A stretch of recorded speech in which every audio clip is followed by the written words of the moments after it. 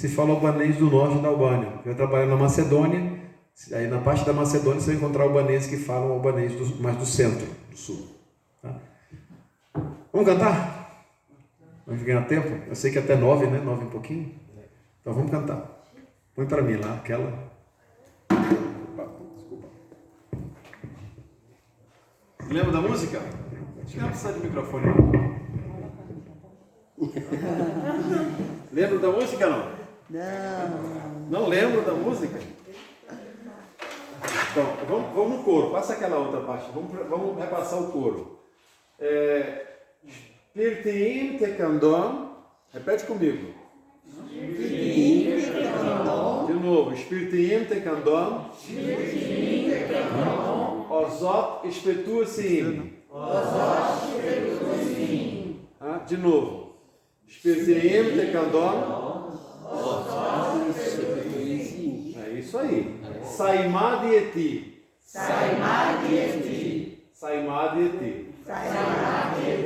Spirtim tekandom. Ozot espetuasim. Saimadieti.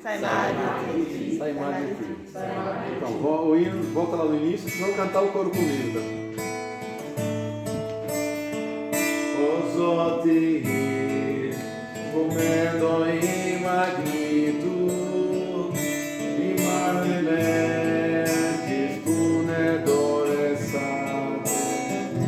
Iuinecer, scriptim tare futisme, futiaio, isfatco dodici. Cantamos vocês? Spirtim candom, ozot spetusi, saimadieti,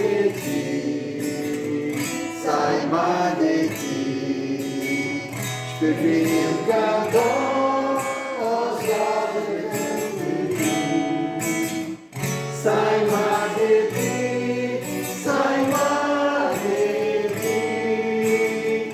decuchetis, metirelina, desote joy, mecagne tumepen, cuishikoi post, gai mani manet larga, rete de joy, usine face que. Cantamos? Spirtim candom, Saimadieti,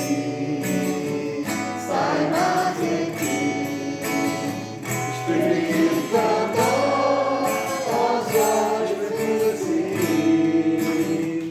Saimadieti,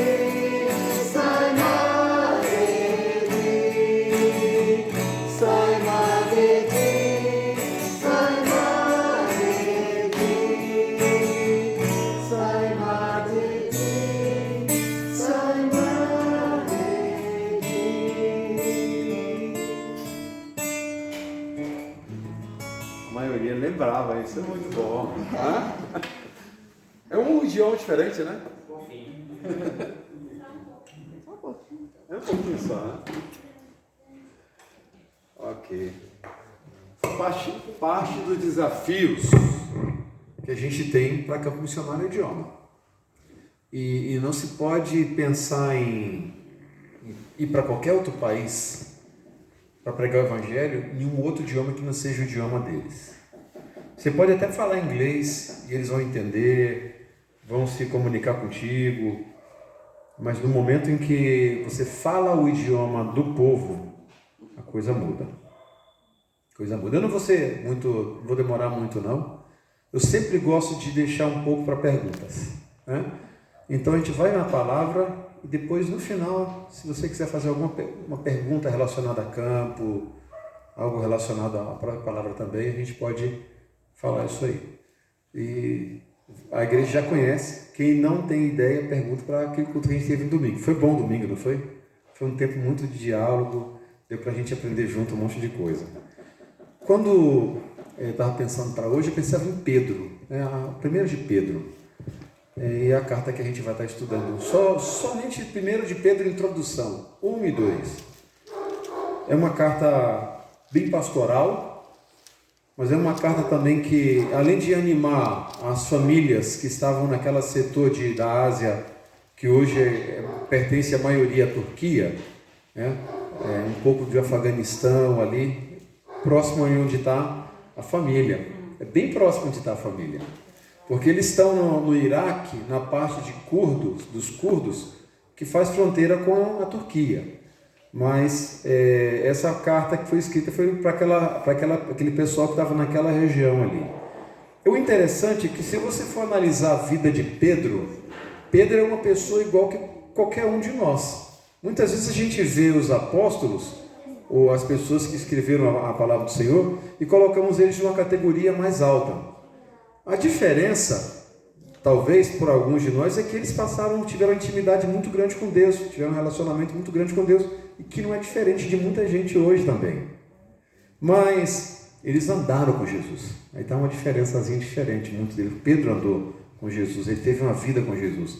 Mas mesmo andando com Jesus, cometeram vários erros, né?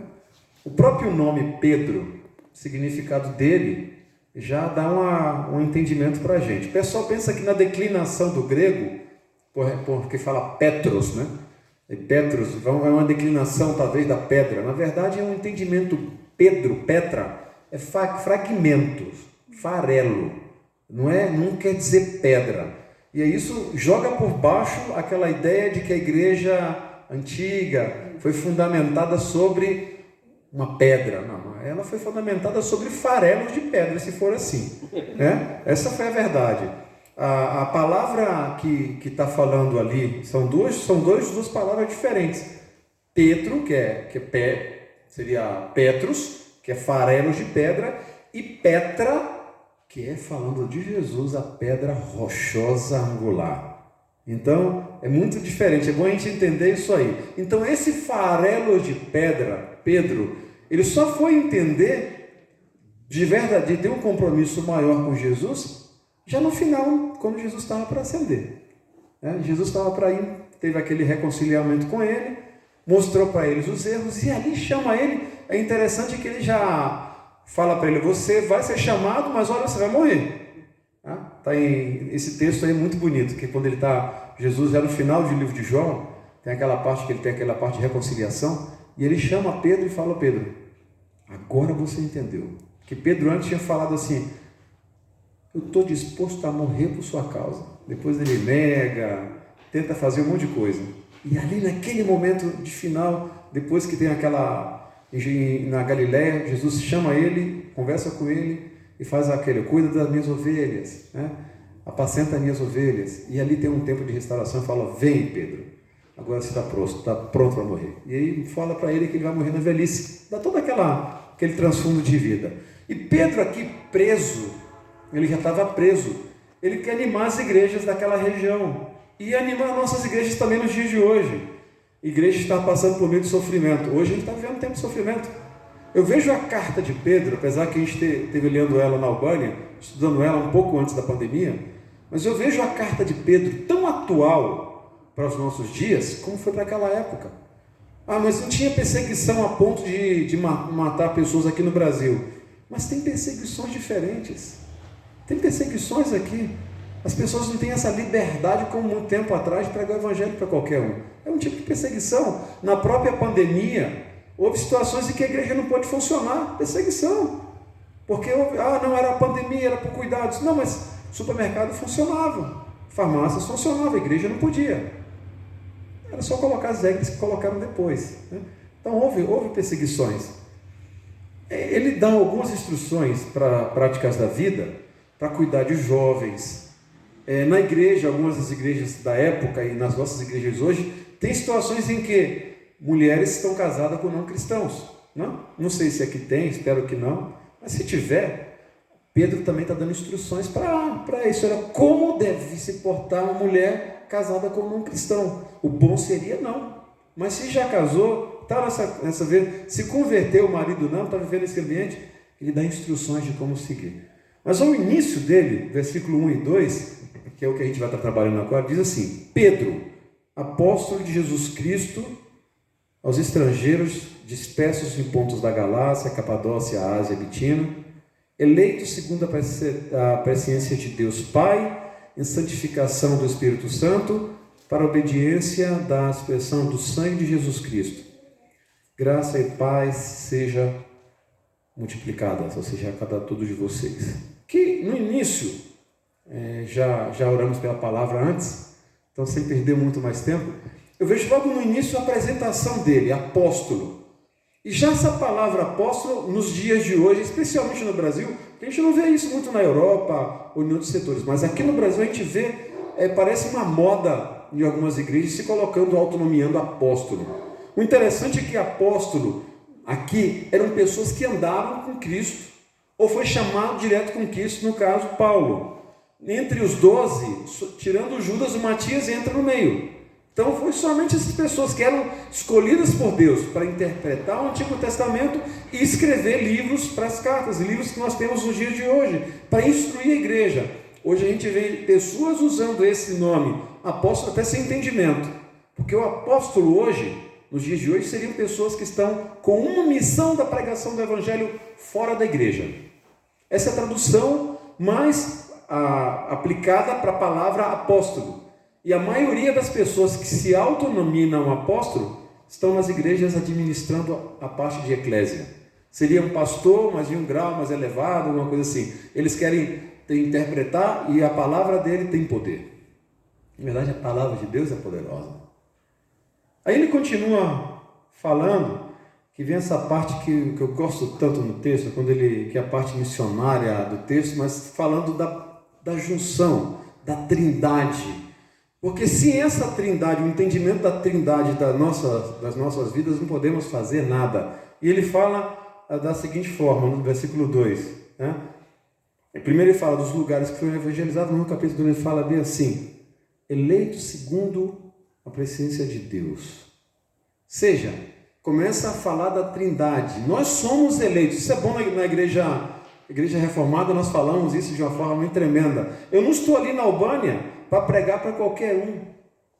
Prego para muitas pessoas, mas é em busca dos eleitos de Cristo, como orou, nas orações que foram feitas aqui na igreja. Não é isso? Você orou falando os eleitos no mundo, eleitos ali na Turquia, eleitos que temos também na Albânia, no Brasil. Tem muitas pessoas eleitas, mas quem são eles? Não vamos fazer como algumas igrejas que a gente escuta no mundo, e aqui no Brasil também, teve pessoas que pensavam na eleição, foram para a igreja, colocaram uma placa bem grande lá, Igreja Presbiteriana, da IPB nossa, em uma certa cidade aí no sul. 3 anos, era ele, a esposa e 2 filhos. Depois de 3 anos, isso aí a gente tem relatórios de pessoas que estavam ligadas à IPB do Brasil, viu? E não acontecia nada. E a pessoa chegou e falou, simplesmente, era Gedeías, que era o relator, que cuidava das igrejas, era Gedeías, e ele falou, Gedeías, não sei, na cidade não tem eleitos, porque a gente abre a igreja todo dia, estamos orando todo dia na igreja, até cantando os hinos na igreja, e não aparece um eleito aqui. Aí Gedeías falou, está claro o entendimento, vamos voltar para casa. Trouxe uma outra pessoa e colocou lá. Em menos de 1 ano eles falaram, pastor, está pequeno, manda recurso porque a igreja, precisamos ampliar a igreja. A Gedeías falou, vou ter que ir lá, alguma coisa está estranha. E chegou lá e falou, pastor, como tem eleito nessa cidade? Como assim? Eu não estou entendendo. Sim, pastor. Chegamos aqui, a primeira coisa que fizemos, colocamos no jornal da cidade, Igreja Presbiterianas abertas em tal lugar. Começamos a divulgar a igreja. Estamos em tal bairro, funcionando nesses horários. Começamos com a família a distribuir folhetos. Falar, gente, tem culto de adoração ao Senhor. Começou a chegar gente, pastor, que não dá mais, não cabe a igreja.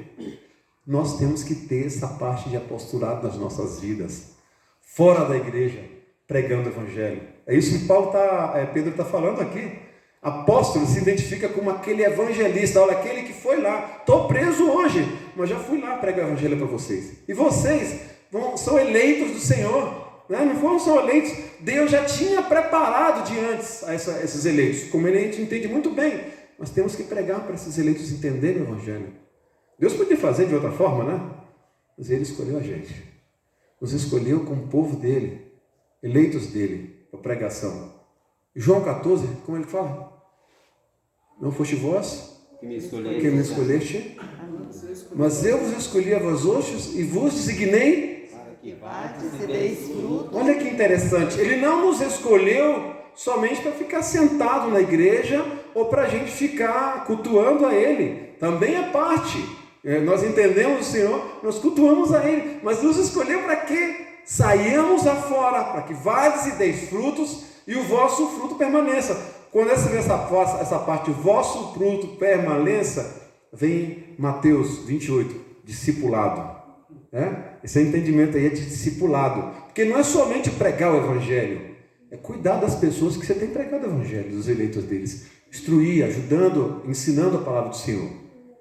Mas olha aqui, seguindo no texto aqui, em santificação do Espírito Santo, é algo que nós como igreja temos que ter bem claro. Estamos vivendo uma vida de santificação, não termina aqui, até que o Senhor venha, nós temos que buscar o Senhor. A santificação vem através da oração, a santificação vem através de um investimento na palavra do Senhor, a santificação vem quando a gente está junto aqui, colocando em prática aquilo que entendemos, é o buscar o Senhor. Então a santificação, ela vai só terminar quando a gente estiver na glória, e é o Espírito Santo que faz isso. Não é gostoso? É o Deus que escolhe e é o Espírito Santo que nos ajuda nessa santificação. Isso é missões. Isso é missões também. Porque serve para aqui, serve para a Albânia, lá para o Iraque, para qualquer parte do mundo. Entender que não estamos sós. O Espírito Santo vamos lembrar de novo de Atos 1:8. Promessa de Deus, naquele texto que nós falamos de Pedro, passou um tempo, ele fala a promessa do Espírito Santo. E qual foi ela? Recebereis quando vir sobre vós o Espírito Santo. A palavra aí é mártires, né? A palavra testemunho ali é mártires. Então, e sereis meus mártires, tanto em Jerusalém, Judéia, Samaria, os confins da terra. As pessoas às vezes interpretam que a gente tem que começar a pregar o Evangelho na nossa cidade natal, porque fala, prega em Jerusalém. Entendimento errado. Eram galileus que estavam em Jerusalém. Então eu prego o Evangelho onde? Onde nós estamos. Mas também lá, na Samaria e em Judéia. Não é ficar só em um lugar, é onde temos oportunidade de pregar. Agora, quando a gente não faz isso, sabe o que acontece? Dificuldades vêm. Porque o entendimento não era só ficar onde estavam em Jerusalém, mas era também pensar lá fora, era pensar em outros lugares. Bem, veio a pregação, veio o Espírito Santo, e o que aconteceu em Pentecostes, versículo 2 de Atos? Veio o Espírito Santo, os discípulos ficaram cheios ali naquela sala, e Pedro fez o quê? Prega o Evangelho. Evidência do Espírito Santo na nossa vida é a pregação do Evangelho. Olha que legal. Esse que nos leva à santificação, é Ele quem nos capacita para pregar o Evangelho. E Pedro prega e veio salvação. Então tem muita gente falando, eu estou cheio do Espírito Santo. Se não está pregando o Evangelho, não entendeu ainda o que é o Espírito Santo na vida. O Espírito Santo nos capacita para a pregação do Evangelho. A quem? Ao vizinho, à escola, ao padeiro, a qualquer pessoa que Deus dá oportunidade. Temos o entendimento que é Ele quem vai escolher, Ele nos capacita para isso. Quando não temos palavras, Ele põe as palavras certas. Nós precisamos da intervenção de Deus na pregação do Evangelho. Em qualquer lugar que seja. Brasil, de novo, Albânia, quem está falando da Albânia, mas também como aquela pequenininha lá, lindo, né, que ela fez esse vídeo, pregando o Evangelho, junto com a família dela ali. Então, é se colocar à disposição para isso. Mas o texto, ele vem na outra parte da Trindade, que é fantástica. A aspersão do sangue de Jesus Cristo, essa purificação. Isso aí vem para quem leu no Antigo Testamento, sabia que eles eram purificados antes de entrar em uma consagração, lavado. E aqui está falando, olha, o mesmo Cristo, através do sacrifício, do derramar de sangue na cruz, é que te deixa nessa posição de puro. Você foi aspergido pelo próprio Deus, através de Jesus Cristo na cruz. Então, te deixa em uma categoria bem melhor do que você acha que é. Vocês são especiais. Nós somos especiais, sabia disso? Somos especiais, porque Deus nos escolhe. Ele derrama o sangue e temos o Espírito Santo nos orientando, nos guiando a fazer a vontade dele. Agora, para fazer isso, temos que simplesmente falar ok. Como Isaías, sim, eis-me aqui. Eu quero fazer a tua vontade, eu quero sair para pregar o Evangelho. De que forma? Começando orando. A gente não fala isso, a igreja não está orando. Eu sou grato por isso.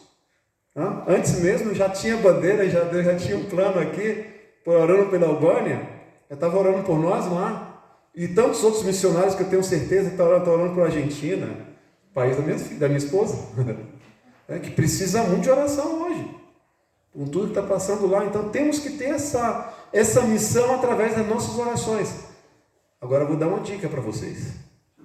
Estejam atentos a ser resposta às suas orações.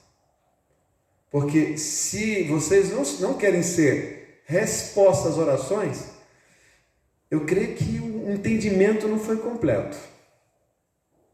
Não, eu estou orando para que o Senhor me leve se Ele me chamar para isso. Eu creio que a igreja vai abraçar essa visão de te mandar para o campo. Onde? Onde o Senhor te mandar. Ele vai compactar com a liderança da igreja. Porque nós que somos inseridos num lugar, não estamos só. É Deus que nos chama. Mas como estamos em uma igreja, Ele tem a liderança da igreja que está tendo essa visão junto com a gente. Ele vai falar, ok, estamos juntos. Vamos enviar você para aquele lugar. Mas não é só isso. A gente fala também que missões é a parte econômica, de enviar e sustentar a igreja. Quando você ora, fala, Deus, supra a necessidade. Ela orou por meio de, pedir oração, a criancinha ali, pedir oração, para que Deus capacite no idioma, para que Deus capacite nisso aí. A gente vai orar nessas partes. Mas na área de finanças, temos que orar, Deus, me dá condições de ajudar. Não é Deus a dar condição à igreja. Eu sou a igreja. Então, Deus, eu quero ser parte das minhas orações, das minhas respostas de oração. Usa-me, Senhor. Dê meios necessários para que eu possa contribuir com isso. Mas eu quero estar aberto se o Senhor me chamar para fazer um trabalho evangelístico. Onde seja, aqui na região, junto no bairro, em qualquer outra cidade. É essa trindade que me dá esse descanso. É essa trindade, trabalhando em conjunto em missões, que nos chamou, que nos escolheu para algo, que me dá aquela tranquilidade. Eu estive na rádio essa semana, da IPP, e a pergunta que foi feita é: quando você saiu para missões? Então, na época, eu tinha 17 anos e meio. Foi o período em que fui impactado, apesar de ter nascido em um lar cristão, ter nascido em um lar cristão, foi esse período que o impacto de missões chegou no coração. E fui fazer os treinamentos necessários, na época com o Jucu, que aqui em Minas. Da Bahia vim para Minas. E daqui de Minas fui para o Chile, mas ainda com o coração em um país que Deus colocou bem forte, que chama Albânia. E desde 90 a Albânia nunca saiu do coração. Só aumentou o amor por essa nação. Tive 2 oportunidades de estar ali, em 90, no vídeo eu vou falar, tá narrando um pouquinho mais, no vídeo que o pastor vai passar para vocês. Mas é muito interessante que quando Deus ele chama e capacita, aquilo que Ele coloca no coração não sai.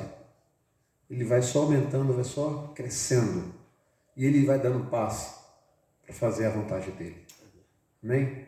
Então eu quero, já terminando, agradecendo, entendendo. Somos igrejas missionárias. Eu entendi quando ele falou do pastor Ronaldo, ele falou dessa visão que ele tinha, foi o Alexandre e o Paulo que me falou, olha, o pastor é um pastor de visão missionária. Se o pastor tem visão missionária, a igreja tem visão missionária. Isso me alegra. Amém. E quando a gente entra na igreja que vê bandeiras e vê coisas, a gente sabe que a igreja não somente tem as bandeiras, mas está levando a sério. E quando a gente escuta o transfundo da igreja, a gente sabe o que o Senhor está fazendo. Amém. Continue com essa visão. Lembrando que o Senhor tem um plano para cada um da vida de vocês, como tem para a minha vida também. Amém. Amém? Muito obrigado. Foi um privilégio que o Senhor tem dado. É a segunda vez, geralmente a gente não está 2 vezes numa igreja. Mas Deus deu um privilégio tão grande e eu me sinto tão honrado de voltar aqui de novo, estar com vocês e saber que o Senhor já tem uma parceria com a gente. Eu sei que os irmãos estão orando e vão estar conosco na Albânia e vão estar visitando a gente ali na Albânia também. Pastor, muito obrigado. Que Deus abençoe.